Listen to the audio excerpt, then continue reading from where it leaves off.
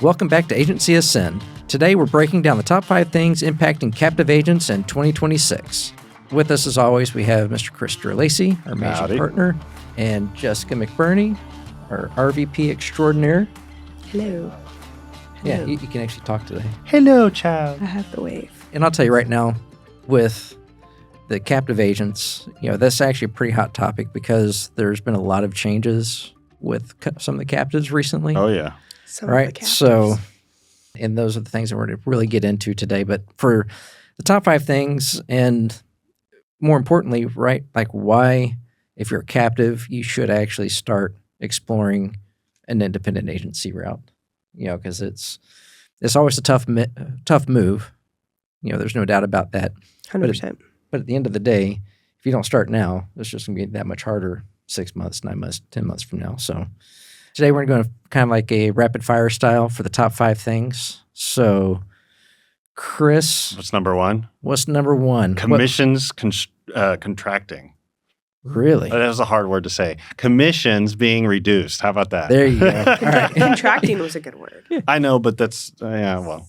So what do you mean? I mean, it's we see it time and time again, and you hear it so many times when a captive actually transitions over to the independent side. It's like they see the writing on the wall, and 9 times out of 10, what they were getting as a commission structure. When we share with them what the independent side is, they're like, "Are you like really?" I'm like, "Yeah." So your average insurance premiums or commissions rather on the independent side is 15%. In the captive world, it's like 9%. So you can imagine how much that goes as far as hiring, managing, taking care of your entity. But yeah, I'd say commission structure. And is that like always a fixed target, or do they? No. I think that's one of the biggest issues right now is that even if you have a commission structure that's reduced, right, by a couple percentage points, if that is locked in and you can build a business based off that number, that's one thing. But I think what a lot of captive agencies are experiencing right now is that it's really a moving target where it's shifting, right? Where it's saying, okay, you used to get X amount in new business and renewal commission, but now you have to hit all 5 of these different metrics in order to actually get your renewal commission. So we don't just want you to write P&C with one carrier. We want you to also write life. We want you to write business, even though our appetite is, constricted. And then if you do all these things and you hit all these particular counts per quarter, then we'll give you your 9%. Yeah. But if you don't hit that, we're going to reduce it even more. And that's been one of the biggest issues, I think, over the past couple of years is these new agency compensation plans. The target is constantly moving. So even if you're hitting those, the next year you have a higher threshold because you had year over year growth. Now we expect more. Now we expect more. Now we expect more. So as premiums are increasing, I'm going to be penalized for either carrier taking rate or my own success for growing. Really, growth, I would say that's right? and now pain point. Now that barrier is higher. Yeah, I would say that would be really pain point number 2.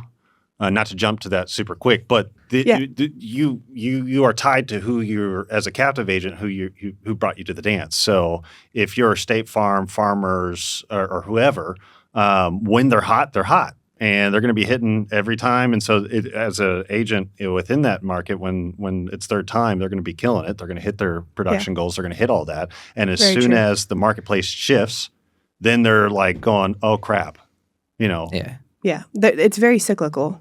Depending on when you came in, how resilient you are, how you built your business, you have this season where if you come in and it's super competitive and then all of a sudden you have a season where it's not competitive. I think a lot of captive verticals now are offering opportunities to write with different carriers, but it's through brokerages where they're getting such a reduced commission. It's really not worth it, right? I mean, they want such a small sliver of it. The carrier sets the rate. So even within the captive environment. So if you don't have another option that you can go to, you're stuck. So hey, producer Sir Isaac, could you take a look and what was the profitability for State Farm last year? That's comparison to what, though? Well, year over year, did they have growth and profit?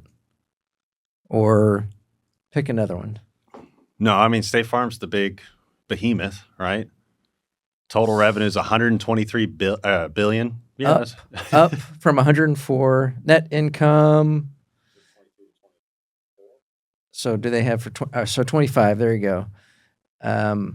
Net income for 2025. If you're a State Farm agent and you lost some commissions, I would be asking questions because their net income went from 5.3 billion in 2024 to 12.9 billion I in think there's 2025. another blue and another red that had some more stringent compensation changes. Well, and the other thing is, with this one, you're looking at national versus what they do locally, because that's going to be the big tell. But it flows down, right? It flows down, but how many of these agents do we deal with on a day-to-day basis that are in all states, for example? I mean, when you have every contract for every state, your game is completely different. Fair enough. Than somebody who's starting out, and a State Farm agent that's starting out here in Texas is going to be very different than one in New York or one in California. And then even within that, once they get to a critical size, because you remember this from farmers, once they're able to go beyond their territory, right?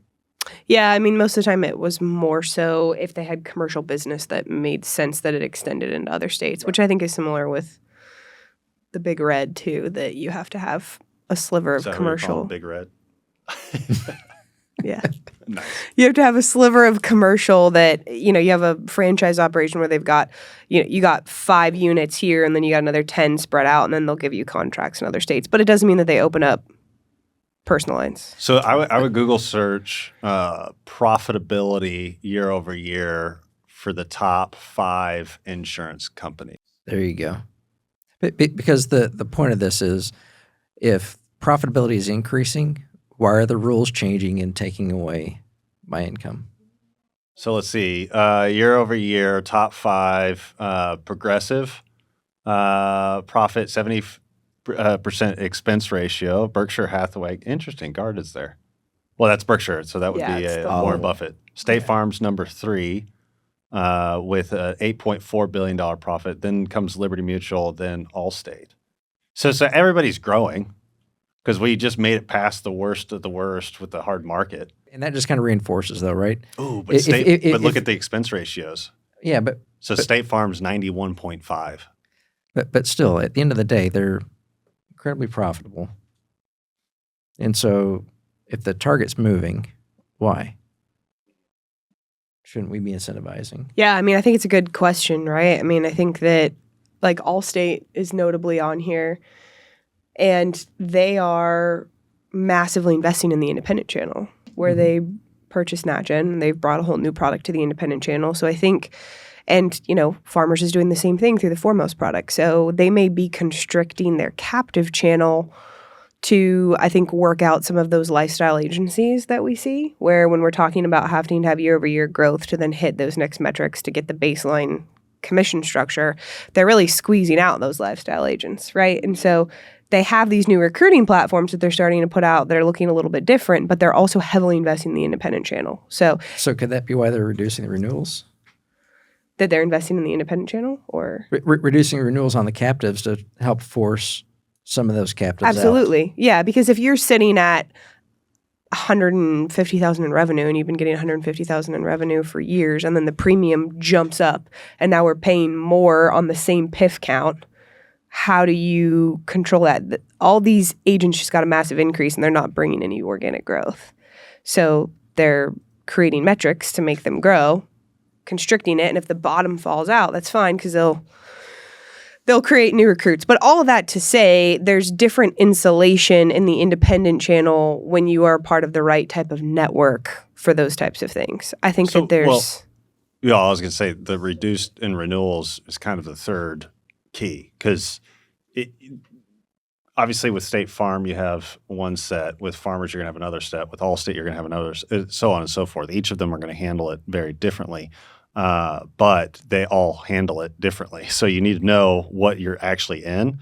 And when you're a captive, I mean, that's all you know. You don't have expertise in some of what they're seeing in the other ones. Mm-hmm. But the fourth one that's on top of that would also be the cost of running your business.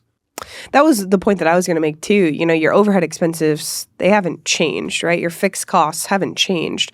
But then to have your renewal commissions drop, That's pretty intentional. Well, and if anything, your costs are not only Going have they up. not changed, they're going up. Inflation is inflation. Actually, yeah. Mr. Producer, Sir Isaac, can you Google what is and I'm saying Google just because we're using AI, by the way. What's the average cost increase for independent, actually just for insurance company or Agencies. agencies? There you go. I learned to speak well. Good. Are we talking about Texas or nationwide? Let's just do Texas. Texas. I want to see Texas. 2025. Average cost increase. The average Texas home insurance premium, that's going to be premium for the home. What about business expenses for the company? Overall operating costs, monthly operating range from $23,000 to $65,000, translating to annual cost of $285,000 to $787,000 in payroll. So I would assume that's for an agency roughly about $1 million in revenue, would be my guess.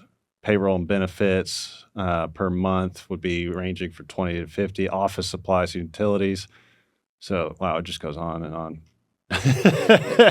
Yeah, running a business is expensive. So it says annual, right? Scroll down. Annual increases reach 15 to 20% over previous year, because now we're considered a high risk claim region. Yay, the $1 billion losses we've had over the last 10 years.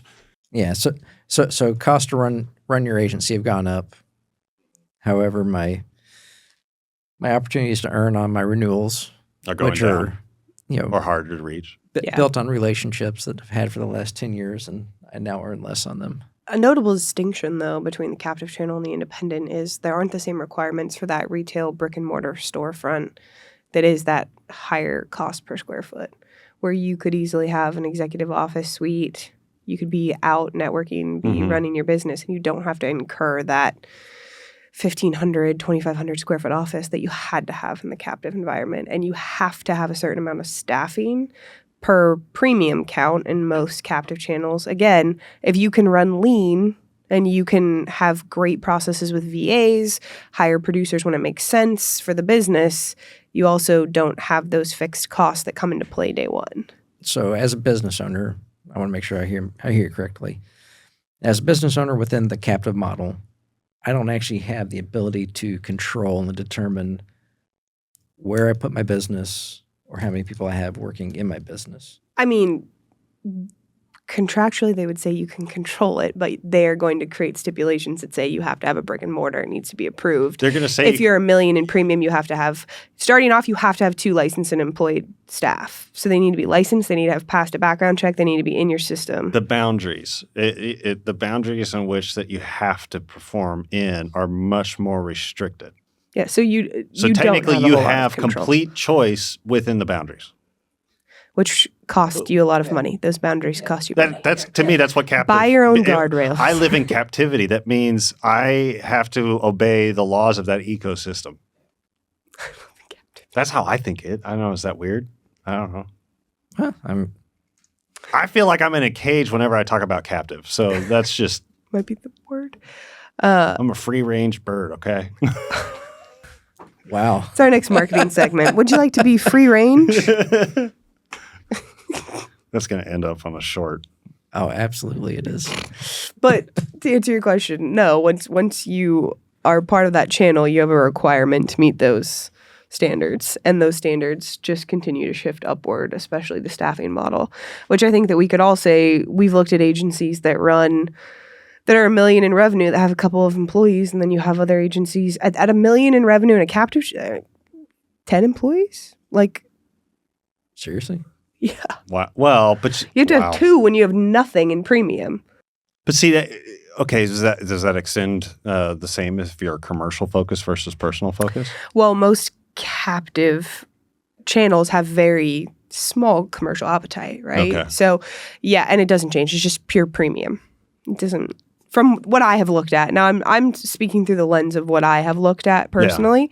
So, none of us is sitting here speaking directly for a company, but from what I have walked through, it is purely based on premium. So most of this is going to be predominant personal line play. I think what I've learned or seen as a good rule of thumb, and I can't remember if it comes with Best Places to Work or Reagan Consulting, but it's typically for every $250,000 in revenue, you want to have one staff.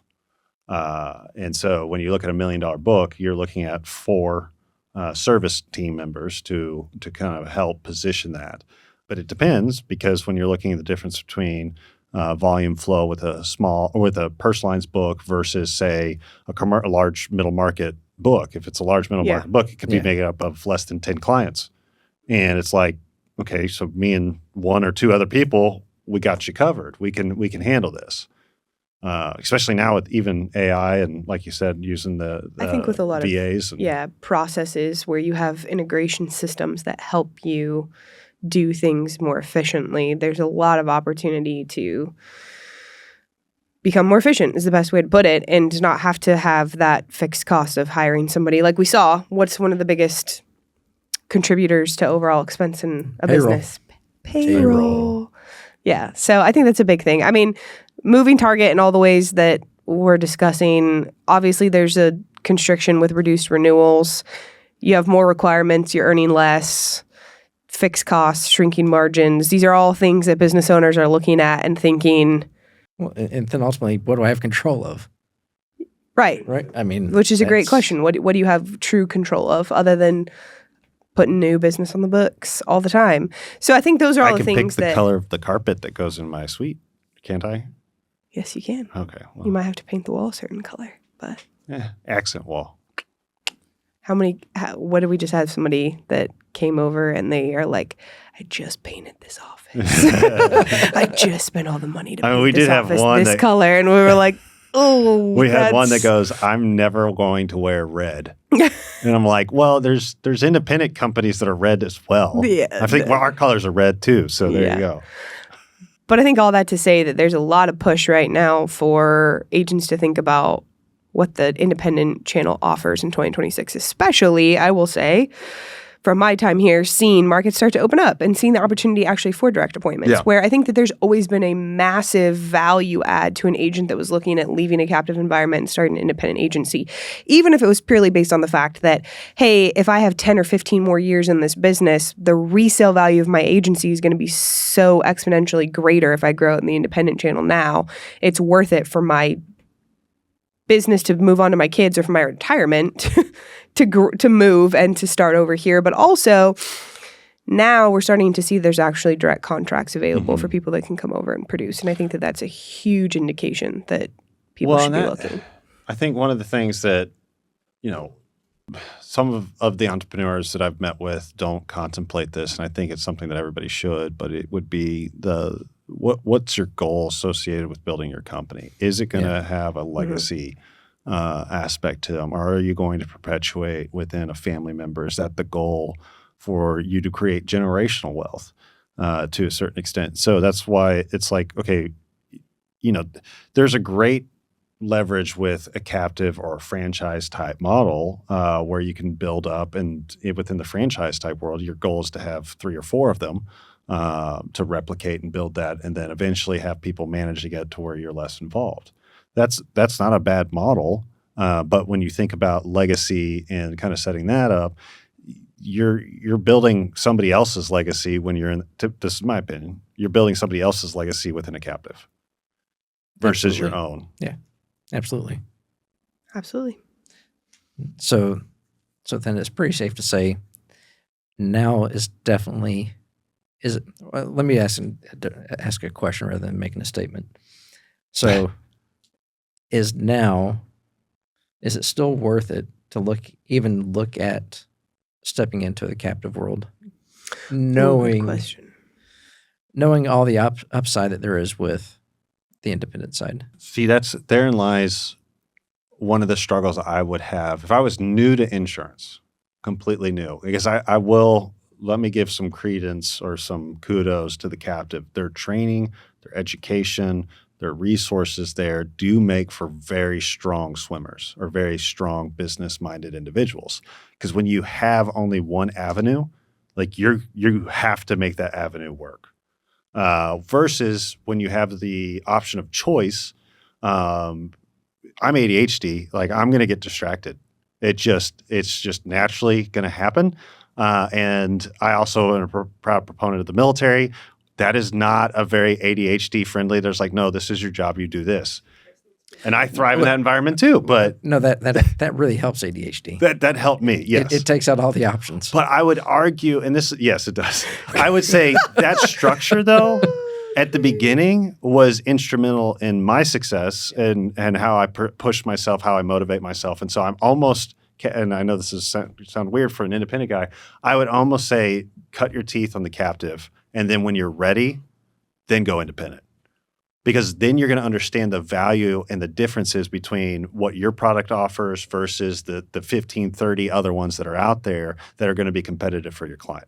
That's my personal.